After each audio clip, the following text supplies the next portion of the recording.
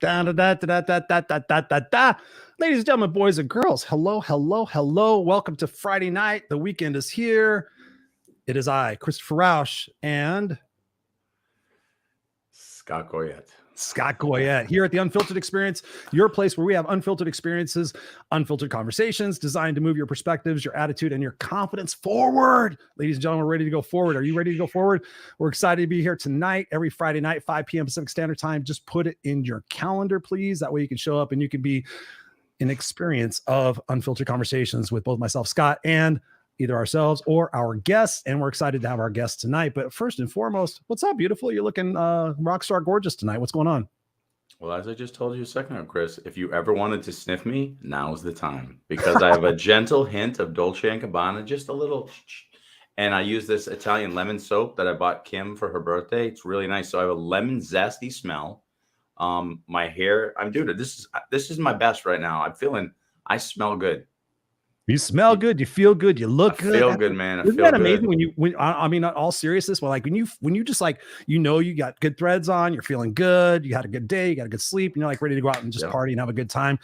Yeah, I know what you're saying. Actually, you know what's funny? You know what I smell like? You will never guess in a million years what I smell like. I'm going to guess. Hold on. I'm going to bet you were doing some work in the garage. You smell like ethanol. No, what do you smell like? No, I smell like crack cocaine, baby, because I was mixing meth in my garage. No, actually, it's funny enough. You can't even smell it anymore. My mom, it was funny. I'm cleaning my office and I have a couple of Avon collectibles that I had set out outside of my office. And I picked up this thing and I was like, all right, I was cleaning and I was like, okay, it's an Avon collectible, but I opened it up. It still had cologne in it. So I put the cologne. I was like, God, this smells really good, but it already evaporated. You can't even tell it. So I was smelling like Avon cologne from 1976. Nice. Yeah, that's probably the whole thing. I bet when it gets old, it only smells for a second. It doesn't have that lasting power. But the crazy thing is, as soon as I opened it, it totally reminded me of my mom. Wow. It's like that because she sold Avon, and I remember smelling that smell, that whatever the fucking the fragrances were. And as soon as I smelled it, I was like, "Whoa, that's a trip!" Like if I smell Chanel No. 5, it's crazy. Like that's what you just gave me an awesome idea for your book. What if like if you ever do a book signing, I'm not kidding, that you buy that. And if you talk about the sensory, the connection to like things, because we always forget smell when we talk about sensory. What if you did that and you squirt a little of that on there and then you sign it and say reference page 55? Like how cool would that be? That they're like, because they're with you with that smell. Because who does that? Yeah, that's a great idea. Actually spray the book with some Chanel number 5. Yes. Yeah, that's a great idea, Scott. I love it. I love it. Something, Chris. I love it. We got some people in the house already. We got Glenda in the house. She says, "Hey, y'all. What's up, Glenda? Hey, super proud of you, Glenda, for doing what you're doing and keeping marching forward." Mary Kay's in the house. She goes, "You're both in my calendar." We're in her calendar. Thank you, Mary Kay. You are awesome and you are beautiful. We appreciate you being here. Glenda says here, the glass cars. What the what? Glass cars and cologne. She's talking about cologne, I think. Oh, I'm like, you call me a cologne? That's a Hispanic for an asshole, I think. What's up? It's Robert's in the house. He says, greetings and salutations, Christopher, Scott, and Glenda. We got Ron in the house. He's my new brother from another mother. He is digging everything that's going on in the world right now. So he says, Chris, my brother. What's up, Ron? Good to see you, man. Thank you for tuning in tonight. We're going to have a great conversation tonight. So without any further ado, Scott, why don't you introduce our guest and we'll get rolling on this conversation about clearing the distortions. Cool. So before I do a quick introduction, I just want to mention something to you guys because it's been the question of the hour right now with my coaching clients, with my students. I see it even just going to the gym. I see a different energy with people where, one of the fun things about playing basketball, pickup basketball, is you can literally gauge the world by how men are behaving badly on the basketball court. If everyone's happy, the world is calm. And if everyone's kind of chippy and like starting fights, there's probably some bigger negative energy. It's a very interesting phenomenon, but for people who play pickup sports like that, you know exactly what I mean. So what I've been seeing is a lot of people are saying, I feel down, I feel disconnected, I feel hurt, I don't feel good. How do I have all this? And there's people dying in the Ukraine, there's people, like suffering. And my reframe to that, and I want to talk about this and we'll segue this with our guest, is right this second, the awareness is what's happening. And the awareness is the beautiful thing. The fact that we're saying, holy cow, I've got it made and these people are suffering. we've done that from time to time. When we were kids, would say people are starving in China, eat your food, whatever. But it was a snapshot, and then we ate our food and went on our day. Now we're sitting in the moment and we're feeling like, the hell is wrong with this world? Well, here's the beauty behind this. Yes. We're looking at the macro and we're finally seeing the macro and saying, holy shit, this is not right. And so for so long, we've had the tendency to justify like, well, I can wear the Nike sneakers. I get it. Some little kid made them in China, or I can do this, or I get it. Someone who died for that blood diamond. And now we're starting to go, this isn't right. And we're changing things in ourselves. And one of the things that I would love to chat with our guests about too is the embodiment of peace, the embodiment of what it means to truly say, if I embody peace and Chris embodies peace and you embody peace, from there, what if the whole world embodies peace and war is no longer the answer? So without any further ado, talking about the distortions that have led us to this point that war is an answer, let's talk about how we can reframe and move away from that and embody peace. Our amazing guest was on the show before. She's an expert in plant medicine. Does so much work with healing and breath work and sound healing and just all the shit that I love. Our good friend, Michele Schalin. What's up, Michele? Welcome to the Unfiltered Experience once again for the second time. How are you doing? Welcome back. Kind of like welcome back, Connor. Oh, dude, I had the song in my fucking head. As soon as you said it twice, I was like, welcome back to the dreams. You watch that all the time. Yeah. It's really funny to see the old, like you see John Travolta back then. Oh yeah, Benny Barbarino, hey, Juan Epstein. Yeah. So how is Michele doing this fabulous Friday night? I'm doing great. Thanks for the great introduction. Yeah. Yes. Really and Scott, I love what you prefaced the show with, and that's so dramatically true. I've seen it. Excuse me. I've been talking all day. Sorry. Yeah, I've actually been watching the news and kind of watching this and following this a little bit.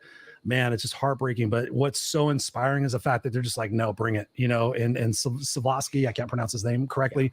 What a hero. And I'm just rooting for them and just seeing what's going on and seeing what the Russian people are doing to stand up against Putin and everything. It's just, yes, we need more of that. We need more of people just standing up and recognizing that there's so much abundance in the world and stop bitching about a fucking mask and just just life is amazing. Just go out there and live it. So welcome to the show, Michele. We're excited to have a conversation with you tonight. So I will let Mr. Scott kick off with the first question. So Michele, since we last talked, we were talking about exploring ketamine. We were talking about what's next. We were talking about some of the ventures that you're going into. So we can talk about ketamine a bit. I know you haven't done it yet, and it's still an option. We can share my experience at some point. But before we get into that, I love what I'm seeing. So you've been sending out all this beautiful stuff about sound healing and about breath work and the integration of the two and these events, which my mom is going to go to some. Every single one of those dates, I'm out of town. Oh. But I'm going to get my mom into. New one coming up March 11th. The 11th. I'm going to the 12th next week? too. March 11th in Austin, and then March 18th in Buda. Okay, we're gonna talk afterwards, and we also need to integrate and do something together because we're here. We should be doing one together. So let's. I want to get my mom into this stuff too, and if she's here today or if she's not, Susan, I'll make her listen to this one. Say something, Susan. Come on, Susan. But so what I want to ask is, let's talk about what these kind of things look like. What are you doing? Some people are foreign to the idea of like, well, what's breath work mean? Do I just breathe? How do I integrate breath work, sound healing? What are these events about? How do I find these events close to me if you don't live here? And what's the value and why do I want to do it? Because I want to do it. I want them to know why we want to do it. So breathwork and sound both separately have been, gaining popularity in Austin and, around the country. And I actually was introduced to some breathwork and sound separately in Spain when I lived there. And that was my introduction. And I saw how powerful it was for me, healing emotionally and physically. And so when I came back here, I sought it out and I kept on, going to a lot. And then I was exposed to doing it together. And that's new. And a lot of people I talk to that come to, and I did it for a good year. And then I said, okay, I'm going to start doing these myself and being a facilitator because I was trained for hours and I just saw amazing, amazing results. So people that come to my events now, if they've had experience, they say they haven't had them together. Okay. So there's lots of different techniques of breath work. The kind I do is called rebirthing or holotrophic breathing. And you breathe, so just all kinds of different things. But this one, you breathe in through your nose and out through your nose. Now, I really like in through your nose more, because if you experiment and you breathe in through your mouth and then you breathe in through your nose, you will feel the air go up into your third eye and into your brain more. Okay. So imagine doing this over and over and over and over again for 45 minutes. Okay. We've done it.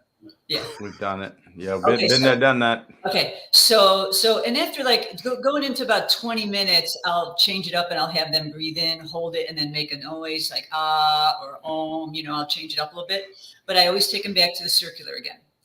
And so what I do is I make and actually I got some really good videos from my last event. So I actually have a link, what I'm doing to try to spread the word to other people that don't live here, even people in Europe, because I'm in quite a lot of contact actually with friends and contacts in Europe regularly. So I know you were in Valencia, right? Is that where you were? Valencia, oh, I Spain. love Valencia. My favorite city in Spain, actually. It's beautiful.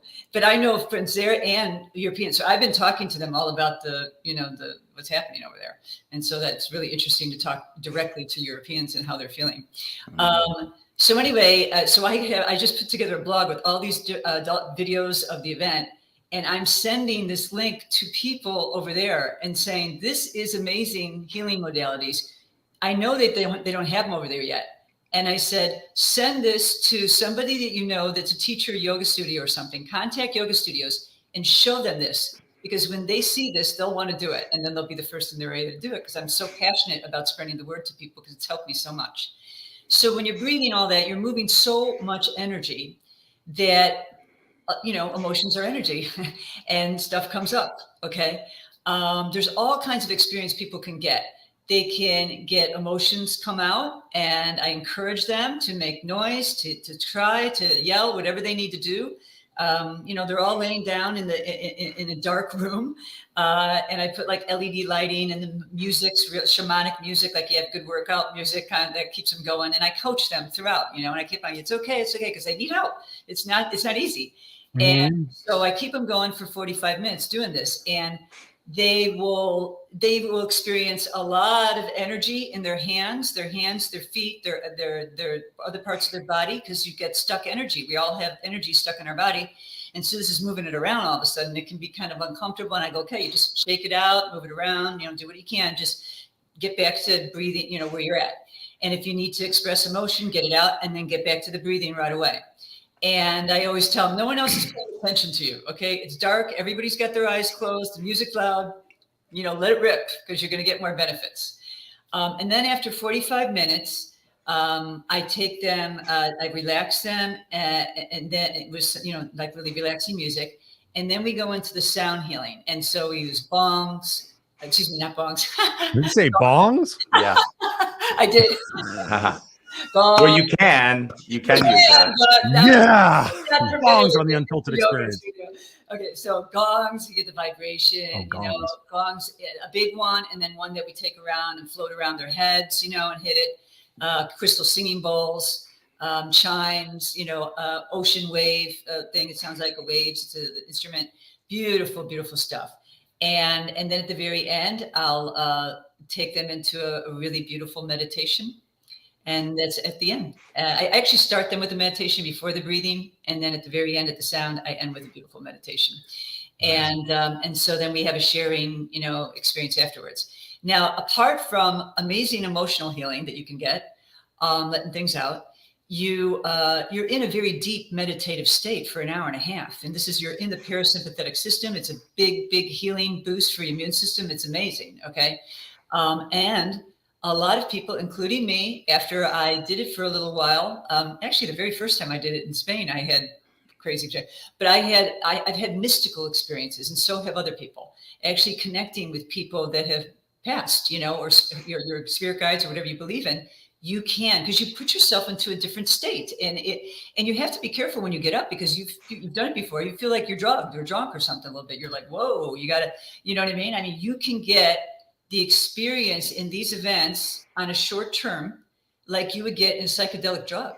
high in your own Yeah. supply, you're getting a DMT rush. It's Right. built in both your stomach and your pineal gland. So if you're aggressively breathing through your abdomen and diaphragm, then you will be pumping DMT in your body. So Yeah. no different than taking a DMT hit. Yeah. And this is a beautiful thing, because people don't. How many people are listening right now who don't like to take drugs? Right. And that's how they perceive things. Not me. Take drugs. Well, here's the reality. If there's something in your body and you can amplify it, would you be willing to do that to see more clearly? That's what she's selling you. And it's a beautiful sale, because I'll say this. I've done ayahuasca, I've done ketamine, I've done just name it, and I've done it. And I've had as powerful, if not equally powerful, experiences through aggressive breath work. Yep. And I'm blown away, because it takes me back for a shorter time. So I don't feel like I'm going to sit there indefinitely. Right. But it's just as powerful. Yes, it's just shorter.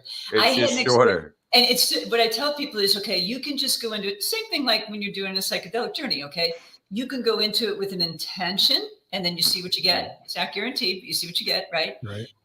And then, or you can just go in like just whatever comes to me kind of thing, right? And then you see what you get.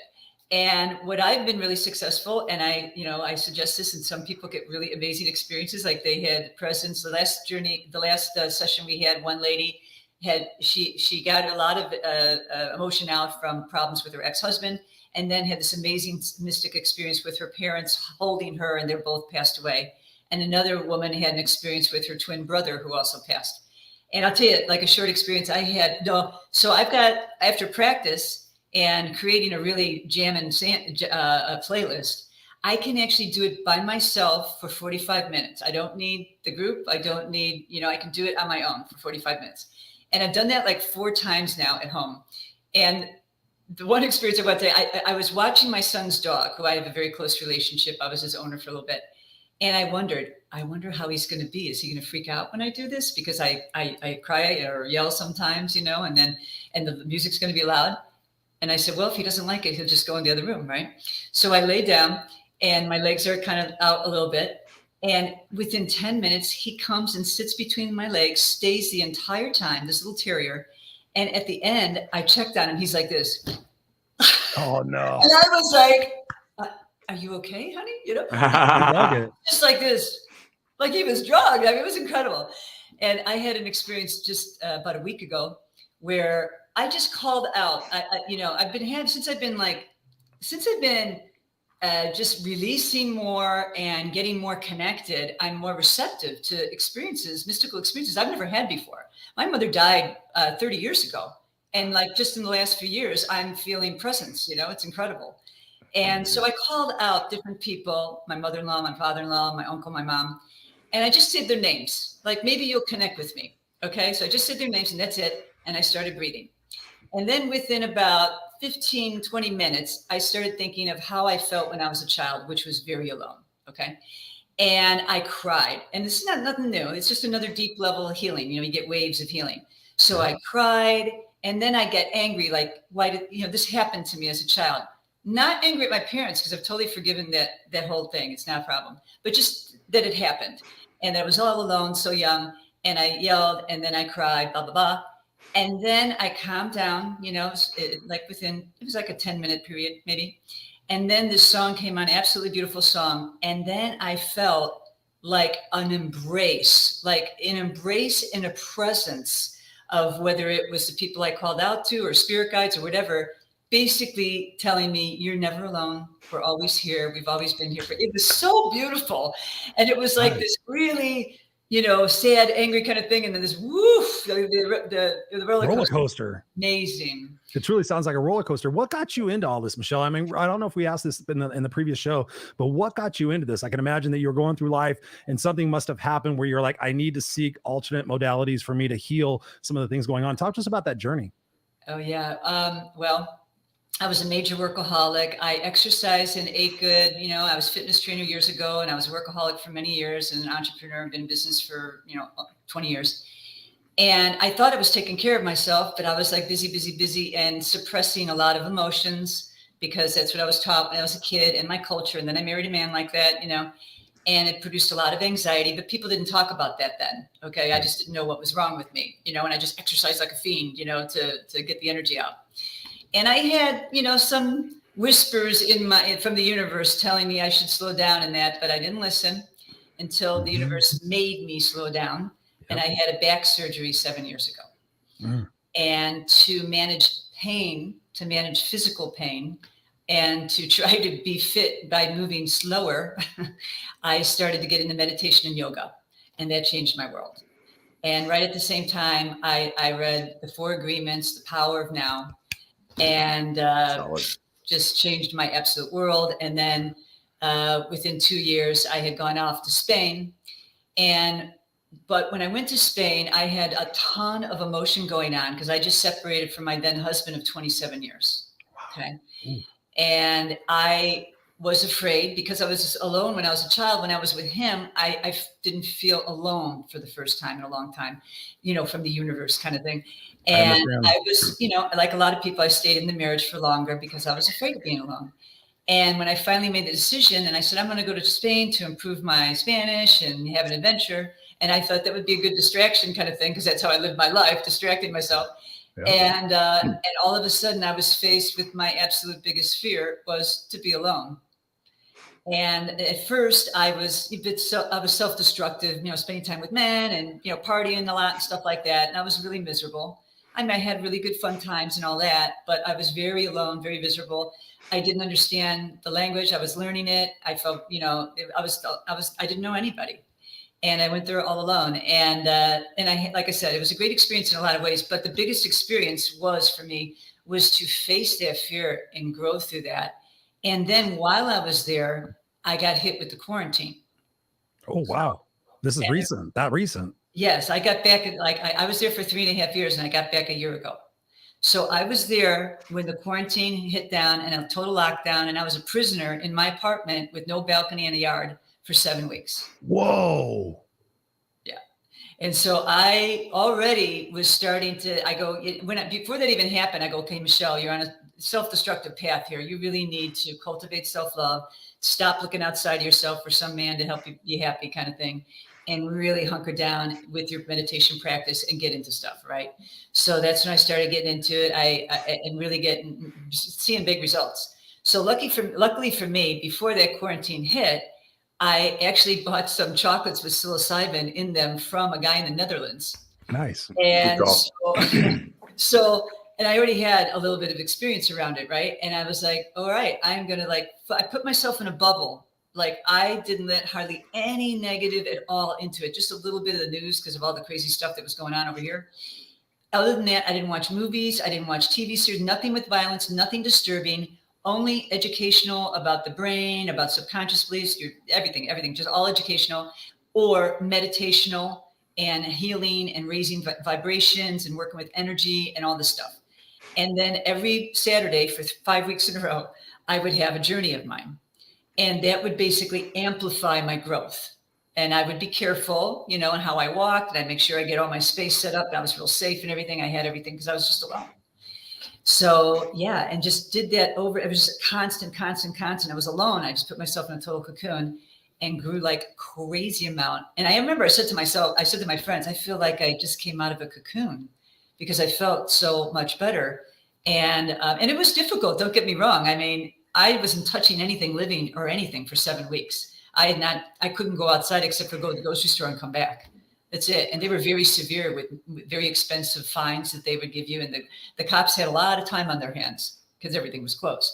Right. So it was, yeah. So that was like all that emotional, physical, then the thing in Spain. And it was just like, boom, boom. And so my biggest fear was my biggest gift because I faced it, and I grew like crazy amount through that. And even when I got back here, I grew more and more. I just healed through more stuff and just have developed just amazing self-love and compassion. And now, I take care of myself way better. I do the whole thing, not just exercise and eating good. You know what I mean? I'm tired. I meditate. I get just okay, chill out. Let's lay down and let's just chill for a little bit. You know what I mean? I never did that before. My life was like a conveyor belt, So that's what set me on. Totally recognize. And so the more I got into it, the more I wanted to explore all these different avenues, and the more I wanted to share with people because how much it helped me. And understanding, a big deal that I talk about a lot because so many people deal with this is anxiety. and how so much anxiety was caused in my life by suppressing emotions. And a lot of people don't really understand that. A lot of people think it's only thinking of the future, fearful of the future, or uncertainty, but anxiety can be caused a lot of ways, and just suppressing emotions, one thing. Electronic devices, don't have a good nighttime, or morning routine, et cetera, et cetera. There's all kinds of different things. Not enough time in nature.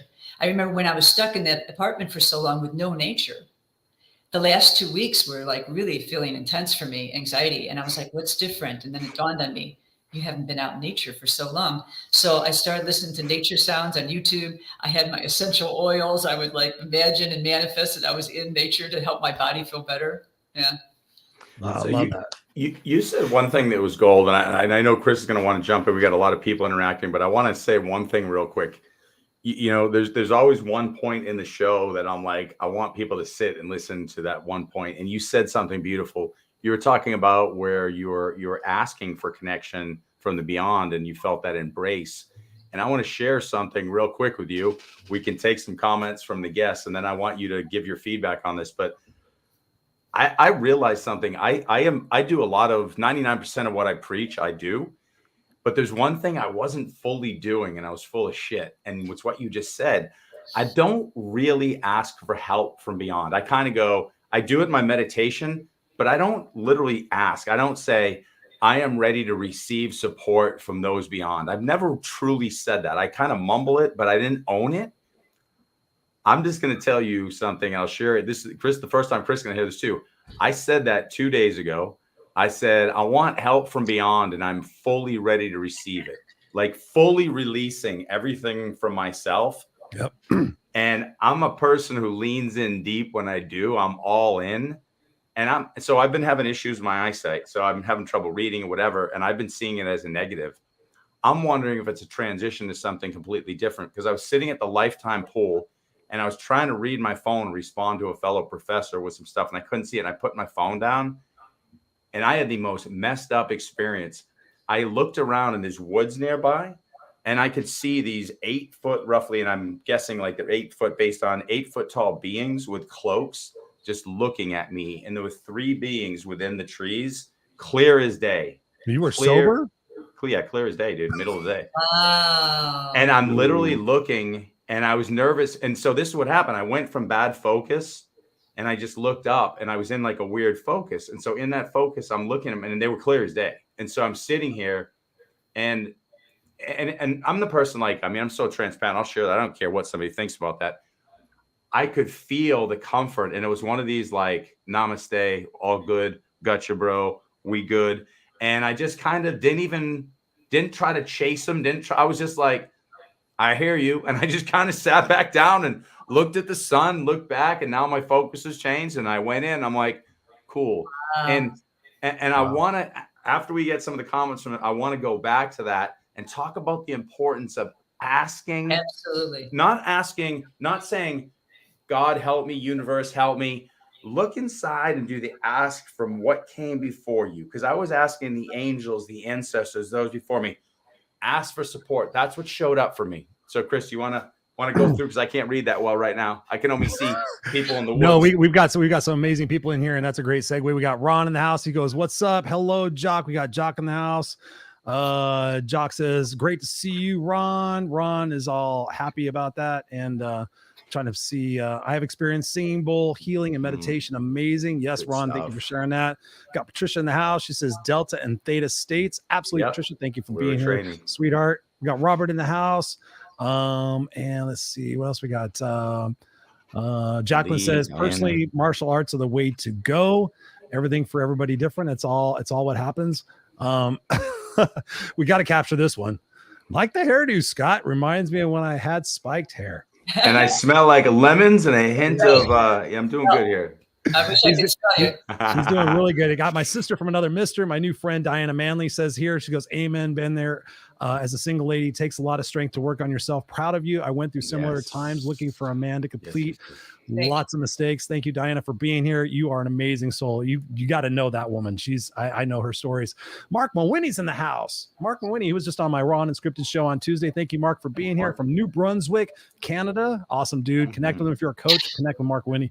Big time. We got Ken Walls in the house. What's up, Ken? Good to see you, brother. Thank you for being here on a Friday night.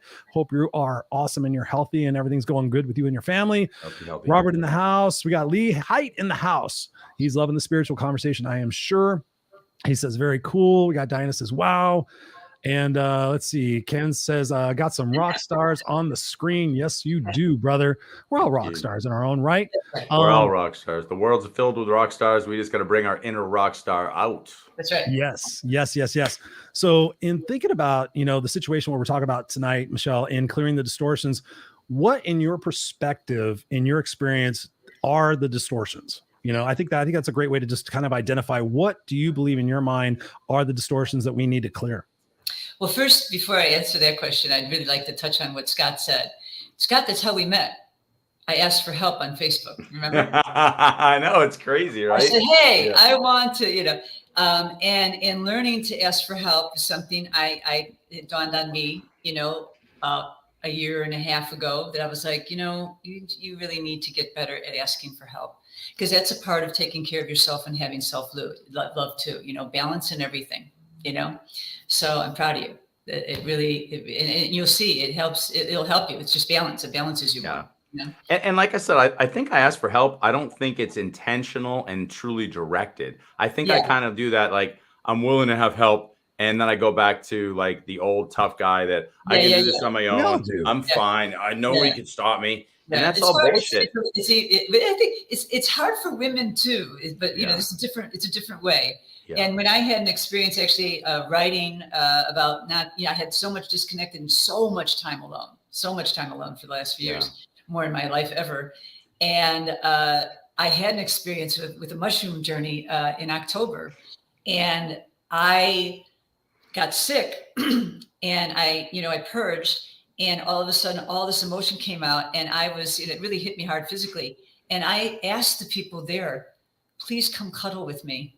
Please, I need you to hug me. I mean, I never asked for that kind of stuff before. Yeah. Only somebody like my ex-husband, someone I was with. Sure. Strangers, And I was like, please, and they did. They came and hugged me, and I felt so happy because I was so touch-starved. You know what I mean? It was incredible. Yeah. And that's what it took for me to be that low, to be like, ask for help. You know what I mean? And so it's beautiful. It's beautiful. And it's funny because we're sitting here asking people to listen and learn from our lessons, but most humans are experiential learners and literally have to. The good thing is to hear that this happens when you get to the lowest of the low, or you get to a point where you realize I've been lying to myself and haven't been truly asked for help. Then you'll wake up. But at least we are getting seeds planted, and that's very important. Yeah. That's the thing. When you hear somebody else go through it, and then they talk about the same feelings that you can relate to, then that gives the person more courage. I can do this too. I remember they were talking about this, and I remember they said this, and then when it starts happening to you, go, oh yeah, that's what they said. Okay, so what's the word you used again? I'm sorry. Distortion. The distortion. I think the biggest distortion that humans have is that we're separate, and that we're separate, and that when we feel alone, when you feel lonely, I understand this now. When you feel lonely, that's a big distortion, because you're never lonely. You never need to be lonely. When you learn, I don't care, if you do, you can easily get rid of that feeling once you practice how to connect and go inward. As soon as you learn to do that, and you may learn it through maybe a journey first, and then learn to do it with meditation or, breath work or whatever. But with practice, you can do that with meditation every single day, and go inward and feel so much joy and gratitude and love that you're connected inside, that you do not feel lonely. Now, that doesn't mean it's going to be there 100% of the time. You know what I mean? Yeah. We live in the matrix, right? And we have all this crazy stuff that we have to deal with and barraged with constantly. Everything, the way we live is crazy, but it's not going away. We're just trying to adapt to it, right? And so that's why we need these things so much, right? And so you get kind of caught up, and, maybe you need to get grounded. Go, okay, I get it. I need to get connected again. Let's go in. And even I'm like, I'm ready to go in. I mean, even for like 5-10 minutes, just a 10-minute meditation, especially if I listen to like a beautiful guided meditation that gives me some really nice, beautiful messages, which is also very, very helpful for anybody who's new at this. You connect and you just think about, yes, I know that connection, and you feel it, and it's just amazing how you can learn to turn it around so quickly. So I think that is absolutely the biggest distortion, that we think we're alone and we're separate from everything. And then depending on our own lifetime experiences or past lives or whatever you believe, we have all other things that can distort our reality. You know what I mean? So, and the other thing I think is, the other big distortion is people don't understand the power they actually have. They don't understand their internal power. They don't understand the power of thought. And when you really, really get that, and you know that the power of thought is everything in life, everything. thought and choice. Then that's a huge, because a lot of us think, I used to too, think, people think that they're just a victim. Like, I can't control it. It just happens to me. I'm this way, and they identify with this way of being, whether it's angry or nervous or whatever. I'm just a nervous person. You know what I'm saying? People talk like this all the time, and they identify so much. The distortion is we're listening so much to the language of the mind, which is just, a lot of these words are not even true. Okay, but bullshit. It's all bullshit, right? And then we don't listen to the language of the body, which is authentic, the feelings, the soul. You know what I'm saying? So that's like another crazy distortion. Yes, so yes. I want to capture a couple of these comments, because I saw that I've got one I'm going to integrate into a question too. So you go through those and I'll jump back. Patricia says here, Patricia's an amazing person. That's what I was she going to says, do. Tap into the etheric and find your chair, sit in it alone, and you will turn your head and find others. Yeah, I mean, that's so true. I mean, she said it very eloquently, but I have a different take on that. But yes, absolutely. It's so true. Patricia says also, Scott and Christopher brilliantly turn our heads with people like you. Hey, that's where we're here. That's where we're here. My brother Lee is in the house. Lee was recently here, a guest on the show. He says the sense of separation at the core of most of it, not all of our challenges. Conversely, where'd it go? Conversely, affirming, embracing connection resolves them. Yes, absolutely. And let's see. He says also here, be still and know. Absolutely. So Scott, your question. So to Patricia's comment that you put up, it was exactly where I was going too. So when she's talking about the, tapping into the etheric, one of the things that I've been playing with, and I want to ask your opinion on this, and I bet Patricia has some thoughts too. Everybody keeps talking about be present, be in the now, me included. I'm a mindfulness teacher, that's what I do. But that still is speaking from the space-time continuum, saying that we buy into the idea of space and time, which is real in the human existence. But here's something that I've been doing in my meditations, and I want to ask your thought on it, because it goes to what Patricia said. It would be flawless if we could embody this thought process while we're doing a breath work and sound works ceremony. Instead of saying be present in the now, be in the now in a timeless existence. Because the minute that we fix this, and watch what I'm saying, and then you can probably express it from your perspective. But when I say I'm going to be present now, I'm still saying here I am now, but my brain's here. So I still am hyper aware of the fact that tomorrow I have to do this, yesterday I'm trying to get in now. But if I just go into the reality that if Scott in this physical form was gone, the soul that lives on forever in a timeless existence is sitting here in the now. Escape this Scott bullshit, even though I like the hair tonight. Thank you, Jacqueline. Go to Soul Scott and be in the timeless existence and just settle into that shit. Yep. Just go listen to that singing bowl and do the breath. Always go inward. Yeah. So talk about that. Can you get people there? Because I want to keep going there. I've been trying to go there. I love it. Yeah. I'm always talking about taking care. Another love your hair. Thank you. 2 for 2. I'm doing good tonight. It's the most compassionate thing. The most loving and compassionate thing you can do for yourself is to go inward in the timeless existence. And anything that will take you there, do it as often as you can. Because that is going to make your life so much easier. It's going to make you be able to defend yourself against other states of being of other people and not be so affected by them, and be able to help other people and just rise a vibration collectively and everything to help the world. There's a really beautiful Sarah Blondin is someone I've come across in the last year that I really love. What's the name? Sarah Blondin, Blondin. And I found her from this app that I absolutely love, Insight Timer, which is amazing. Yeah, we use it. I got a meditation on there too. 4 years, love it. Well, if you pay, she also has courses that are beautiful too. Nice. You just listen. But I'll send this link to you and I can share it with the people if they're interested. It's a beautiful, she has all kinds of beautiful meditations, but this particular meditation I'm listening to recently is so beautiful. And it talks about this over and over again, going inward. She says at the beginning talk, she goes, I wish someone had told me when I started my lifetime journey, blah, blah, blah, blah. I wish someone had told me, blah, blah, blah, blah. I wish that, and every single thing she told me, what she wanted to find, the answer was go inside, sit down, be quiet. Don't, you got to do this. Go. When I had to do this, I wish they would have told me that over and over and over again. It's super beautiful. Okay, I got something for you. Okay, so thinking about all that and thinking about some of the conversations I've had this week about kids and foster care system and all the bullshit that's going on with kids.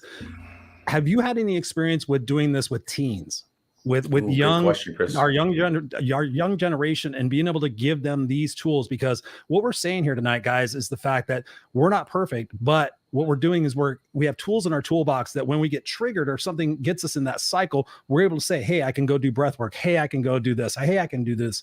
What is your experience with, if you had any experience with the youth, and perhaps what we can do to implement that to be able to help them and what they're dealing with in the world today? I haven't had direct experience with teenagers. I've had some, a little bit with younger children because their parents actually brought them to the breath class with them. So like 8 years old. A couple of children, they were 8 years old. And when the parent there, usually the mother, was crying, I would go up to the child and say, it's good. It's good that she's crying. It's getting out. It's going to help her heal, blah, blah, blah. And I'd smile at them and give them a little hug. And they're like, okay. I didn't want them to be scared, And so they did a little bit. I want to do more with teenagers, but I haven't had the opportunity yet. And what I'm doing now, before I get that opportunity, segue in, I've actually talked to a couple of people here in the school district and said, I would love to come and talk to, the classes. I would love to come and talk to the grades. And so what I'm doing in the interim is helping mothers, mostly mothers are coming to me, but helping parents, and there's a couple of guys too, help their children. And I give them tools and give them tips and suggestions how they can suggest it to the kids. I was actually just talking to someone today, and teenagers are a little challenging because especially getting the message from the parent, when they get to be a teenager, they're resistant to hear it from the parent sometimes, a lot of times, right? This is what happened to my kids too. And I was talking to a woman about this today. And I said, and she's like, yeah, is this a teenage thing? I go, yes. So I suggested to her, you can listen to things or show them, do the breath work, or just listen to different videos that are really profound or motivational videos. I recently, I listen to motivational videos regularly in the morning. It's wonderful. It's a great way to get going. And there's this one guy I wanted to tell you about, Eddie Pinheiro. Do you know who he is? Highly recommend. Sounds familiar. So how do you say his last name? I think it's Pinheiro. It's Pinero. He's on YouTube. I've heard of him. Yes. And he's written a book. He's a speaker. He's amazing. He's only 34 years old. He's incredible. Fantastic. And I told her, you could listen to that kind of thing or just listen to, something. Gabor Mate had a short video, whatever. Listen to it out loud or Joe Dispenza, whatever. Listen to it out loud in the house.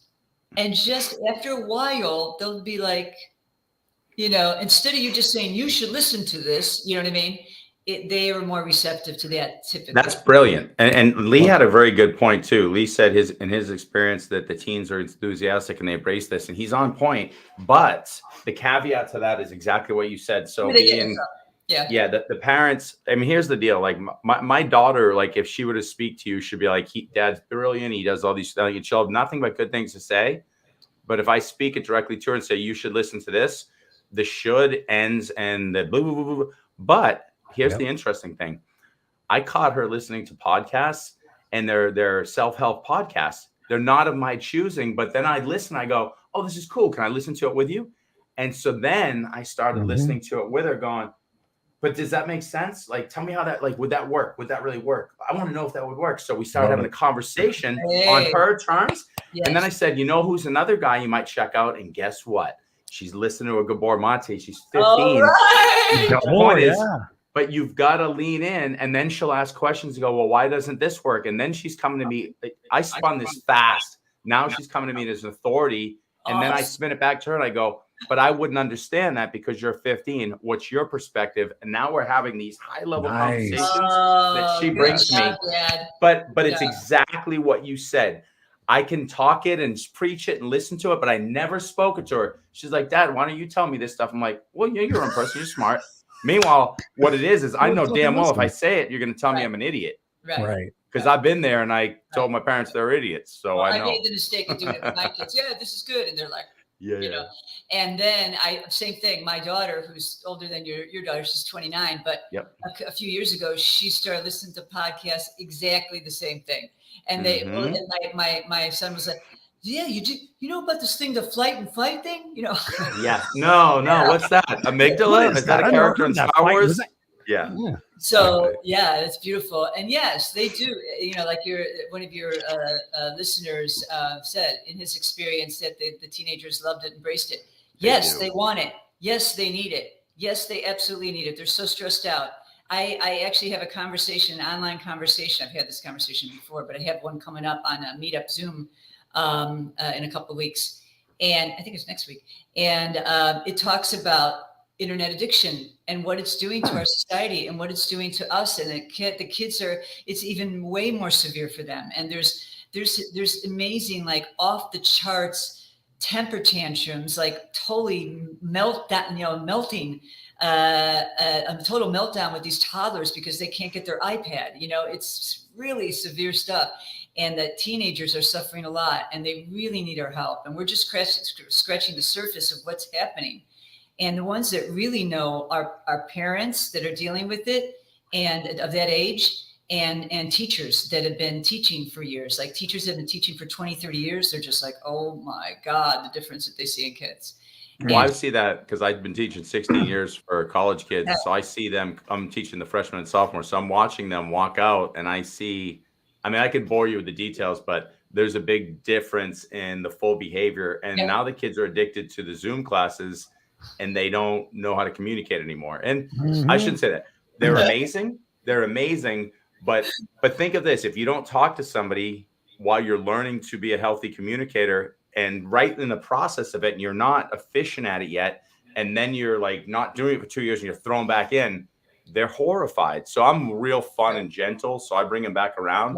There's a lot of teachers who don't. No. There's a lot of teachers like, what's wrong with you? Why don't you show up? Right. You're a great teacher in that respect. Yes. Big time. I'm going to have fun with them. I laughed when you said that because there actually is a really fun, one of my friends from Europe sent it to me, is a really funny video that makes fun of adults now coming back to the office after working at home. Oh, and I didn't even wear pants to class. I forgot I was supposed to. There's two guys. They come into their boss's office, and he's like talking to him. And while he's talking to him, the guy's going like this. He's like, I'm right here. He's like, what are you doing? I'm right here. Why are you making that difference? And he goes like this. He goes, oh, I forgot I had my camera on.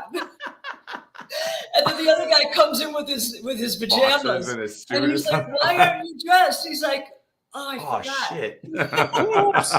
Oops. Yeah, so there's some social protocols that probably might need to be reinstituted to go back to the office. There's so many behaviors that it's changed them, and it's not not for the better in a lot of ways.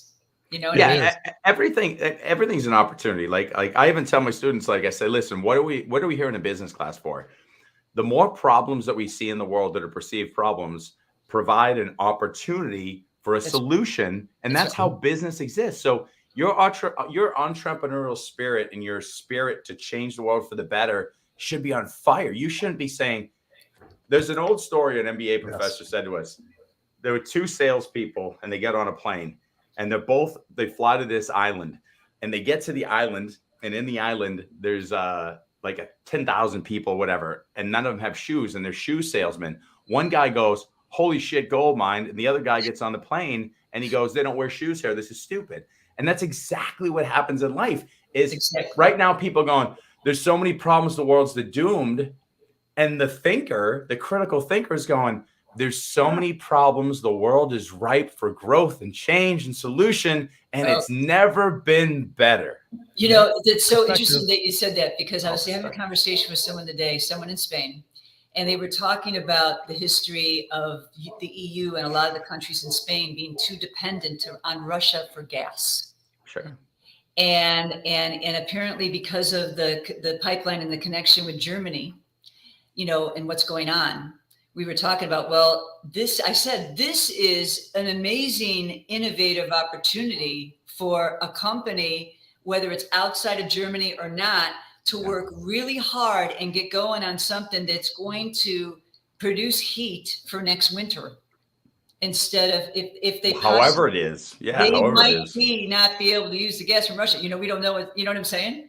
And ultimately, they should do that anyway, so they're not dependent on the Russian gas, because that's what Putin has. And they were so good after World War II. They were windmills. They were doing solar. They were doing all these great things. And then they said, like, we could go around the world and it's like, wait, you guys are so good, and then you quit. They depend.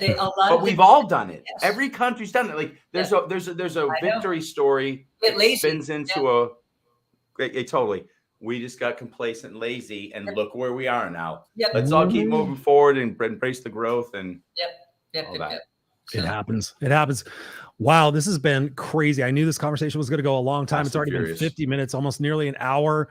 You guys are awesome. Lynn's in the house. She says, yes, so much has changed. It truly has changed. And the most important factor out of all of this is that we must change. I mean, I think that's been the really overarching basis of the conversation tonight, is that we're all open to change. All three of us have been open to change, and the things we've gone through in our life, facing our fears, not running away from them. Like we all done with our short-term gratifications. We go, okay, I'm not going to face that. But once we finally recognize that fear, that thing is never going to go away. And once we decide to put our big boy pants on and go, listen, instead of going this way and running and doing all this other bullshit, I'm going to turn and face this shit, deal with it, so I can enjoy the rest of that. I think that's the only way to do the fear is walk through it.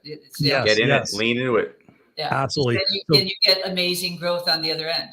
Yes. So give us some final thoughts, Michele, and then let people know where they can get a hold of you to continue the conversation with you. Okay. Well, the final thought I would like to say is I just really encourage. Meditation is an amazing tool that you can use in so many areas of your life. It changes your life on every level, in every department of your life, and every level, physically, spiritually, mentally, and emotionally. And even if you do it on just a short period of time, consistency is the most important. Even if you only do 2-3 minutes a day, I promise you will see benefits and you'll want to do more. The other thing I just leave to is this is a huge thing. We're not taught to process our feelings. Yes. And we're taught to look outside and get, try to find, relief from outside, where they're all different ways. We're taught that way unintentionally by our parents because they weren't taught. Yeah. And then culturally, we're encouraged to do that. So we'll buy things and make people rich. And then we have this negative bias in our brain. We don't want uncomfort. And so this is what causes a lot of our problems, and not healing from trauma that we go through or whatever, and heal and get better and stronger so we can love ourselves and be connected. And we're so disconnected and we don't know how to handle our emotions. And the way I describe it to people, the best to learn how to do it is when you have a strong feeling. I don't even say negative or bad anymore, because that's a part of strong. Yep. Okay. So just difficult or strong feelings, they come in and you treat them like your kids were coming to you and say, oh my God, I'm having a hard time, blah, blah, blah, blah, blah. And you go, it's okay, baby. It's okay. What's going on? Tell me and let them, give them space, just like you would a person. We have to learn to do that with ourselves. Yep. We learn to do that with ourselves. We can parent ourselves. You hear that, but that's what it's like. It's like giving space and letting the emotion be there. It's not going to kill you. Okay. It's just going to feel uncomfortable for a while, and you'll feel uneasy in your body, and you'll cry a little bit or get angry, whatever you need to do. Let it be, because then it leaves you and you don't have chronic anxiety, depression, suicide thoughts, chronic pain, and all these other problems. So learning how to do that is just so imperative. And meditation helps you do that, because meditation helps you develop self-compassion and love, which helps you do the rest of the stuff I just described. So you can find me on my website, mschalin.com. I also, if you look up my name, you can find it on my YouTube. I leave a lot of short little videos on my YouTube channel these kind of topics, helping people, short little videos to help them. Tell people on the podcast, spell it out for them. If you just type in M. Schalin on YouTube. Spell Schalin, though. Spell Schalin. It's showing right on the screen. No, because the people listening to this on audio only. We have a podcast too. MSCHALIN is in Nancy. MSCHALIN. You can look that up. You'll find me right away. I mean, now that I don't know anybody that's got my name. There you go. I don't know. I have my name. Yeah, so the Shalin's unique. And on YouTube, you can find me, my website. If you look up mindful metamorphosis like a butterfly, you'll find me as well on YouTube, on the internet. And then I have a meetup and a Facebook group named the same thing, Mindful Metamorphosis. So anybody in the Austin area, I do, all these different events, breathwork events, sound healing events. I've got a recent one where it's like eye contact, eye gazing for 15 minutes. Oh, that's uncomfortable. I've done that before. 15 minutes. I've done 5 minutes. You got 3 rotations. I'm going to do it a monthly event. I just started last night. And, so I do a lot of things like connecting and that kind of stuff and healing. On my website, if you want this stuff in your area, you can send that link to somebody in your area and say, let's do this. And, get the idea. This is what I'm doing with my friends that are in Europe, and people in other states. Find it, go to a yoga studio and get them to do this. They'll see it and they'll want to do it. Okay. And the sound and the healing, the breath together. Yeah. And I'm on Instagram with the same mshalin.com, mshalin as well. So yeah, just know that you don't have to be a slave to your mind anymore. You can learn to train your mind and your body like you train an animal. And when you start to learn to do that, then all the healing and all the other stuff we talked about coming in, and use all these tools at your disposal. There's so much to use that you can do yourself. Yeah. So true. Michele, thank you for being here on the Unfiltered Experience for the second time. Thank you. You're brilliant. Appreciate you. Have a great conversation with you all the time. So guys, continue to have the conversation with Michele. We're going to place you backstage here for a second, Michele, and we're going to end out the show, but don't go anywhere. We're going to be right back here with you in just a second. Ladies and gentlemen, boys and girls, what an impactful conversation. Diana says here, so glad I listened tonight. She says, thank you, Diana, for listening. I know your time is very valuable. We know your time is very valuable. And then also Lee says, such a cool experience. Yes. Appreciate you. Mary Kay says heart. Lynn says heart. Mary Kay says butterfly. And we'll skip Robert's thing. Anyways, he says here, thank you all. Now totally mellowed out. Chill. Well, I was going to skip the reactor one. Yes, thank you. So Scott, I know this has charged you up. What are your thoughts in what we can do to leave the listeners and the viewers tonight with some impactful, actionable items from your perspective, brother? So I noticed, a few thoughts and comments, and here's something I would elaborate on. Meditation, I'm massively into it. It's one of the many vehicles I use to truly connect to my subconscious mind, to reprogram that which I've learned that may not be serving me anymore. So I aggressively utilize meditation, breath work. I'll utilize plant medicine. I've jumped into things like ketamine. I'm not afraid. I'm going to go in to constantly make change. So, Chris and I have talked about the idea that there's a tree next to a river. And if you hold on to the tree, the river will flow by and life will pass you by. Get in the river, try all the methodologies. If you buy in that meditation's great, keep exploring. Don't hold to that. Just because something's working doesn't mean more can't help. I mean, Chris watched me, like I'm practicing when I'm preaching. I'm a meditation freak. A friend in Santa Monica said, let's do breath work. I didn't gently go into it. I didn't lay there and go like, is this for me? I said, what do I do? And you were first thing that saw me, dude. I'm crying. I got snot running out of my nose. I'm moaning. And I walked out. I'm like, whew, all right, let's do that again. And I'm going to go all in. And I recommend you do the same. We're practicing what we're preaching. The second thing, when Michele was talking about the idea that she was asking for help, there's 3 pieces. There's one, do your own inner work. Know that your inner work is going to enhance your connection and building out a better world. And then the third part, so there's a trifecta. Inner work. I said trifecta. That sounded like I got a little Boston in there. So you got the inner work.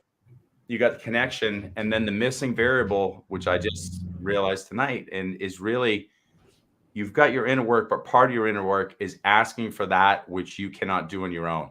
Tap back into your ancestors, ask your angels, ask your guardians, literally say, I am powerful to an extent here in this world. I get that, but can you help? And free yourself from a little of that. And man, that feels weird. You know, I'm a man. I'm supposed to be in charge of protecting my family. I'm supposed to be strong. I'm cool with it. Help me. Yes. And then those people show up. So that's all I got, Chris.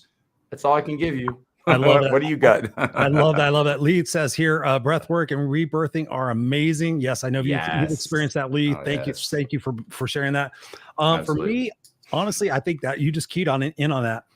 The thing I got from the conversation tonight is the fact that we've talked about it on the show many, many times in our coaching programs as well. The power of vulnerability, the power of stepping into what is uncomfortable. Like Michelle said, she spent her life going, okay, I'm going to run from this. I'm going to run. And then she got in a situation. She's like, I can't run anymore. It's going to keep fucking chasing me for the rest of my fucking life.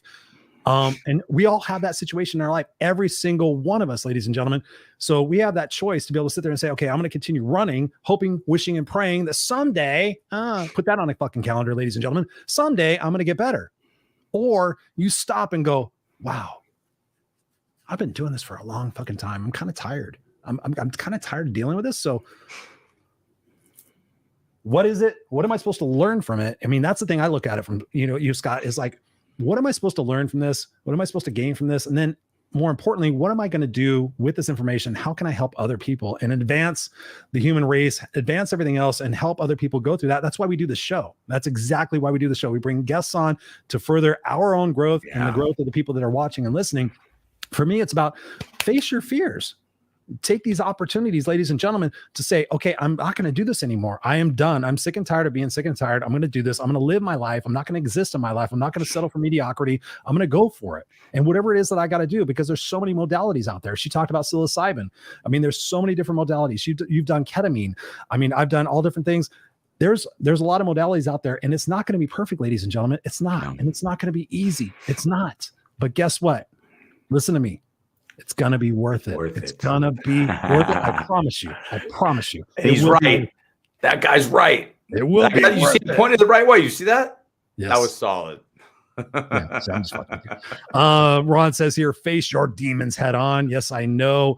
Lynn says here, you guys are awesome. Yes, deal with it. Get it out of your own way. I know you're doing that, Lynn. I am so proud of you, sister. A big time. Mary Kay says here, thank you, Christopher and Scott. Michelle asking for help. People just keep showing up. It is so true. And that's the last part I was going to say about this. And Diana says here, totally going to try this. She says, fascinating. Yes, Diana. I mean, I know the journey you've been on. Trust me. I know I got the book behind me. I know part of it. Yes, do this, and introduce Walt to it as well. But yes, that was the other part of my closing statements, was the fact that so oftentimes that we're conditioned when we're younger that asking for help or being vulnerable is a sign of weakness. Yeah. False. Fuck all that. False. Fuck the fuck off. No, being vulnerable and asking for help, asking for guidance, asking for assistance is a sign of strength, because guess what? Strength. The hero's journey, if you've not watched it, the Joseph Campbell story, the hero's journey on YouTube, it's an hour and 10 minutes. Go watch it. You're going to find that every time you go through these experiences, what's the first thing you want to do? You want to go tell other people how to get through that experience as well. So that's what we're here for. Ladies and gentlemen, every single Friday night, 5 p.m. Pacific Standard Time, we are here. Go to www.theunfilteredexperience.com. Go there and connect with us on Facebook. And if you have an idea for a guest or a topic on the conversation here on the show, let us know. We'd be glad to entertain that and have that, because our desire between me and Scott is to really just have these conversations, the unfiltered conversations. We spent a lot of time figuring out that title, and it's very important because we want to have those. We want to come here and be vulnerable and let you guys know, because as we all heal, we all grow. And as we eliminate the anger and the resentment and the hostility that's going on in the world, we heal, and it becomes a better place for us all, and especially for our kids and our kids' kids. Yes. We love you guys. We will see you here next time, Friday night, 5 p.m. Pacific Standard Time, The Unfiltered Experience. Connect with Michelle, connect with Scott, connect with me. What the fuck? We love you guys. Go out and have an awesome weekend. We'll see you next time on The Unfiltered